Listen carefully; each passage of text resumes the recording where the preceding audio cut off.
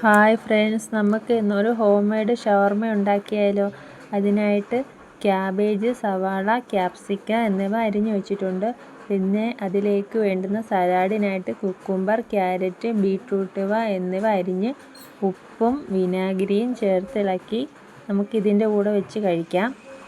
പിന്നെ ചിക്കൻ വറുക്കുന്നതിൻ്റെ കൂട്ടത്തിൽ 2-3 പച്ചമുളകും കൂടി ഇട്ടാൽ നമുക്കിതിൻ്റെ കൂടെ ഇടയ്ക്ക് കടിച്ച് കഴിക്കാൻ നല്ല ടേസ്റ്റായിരിക്കും.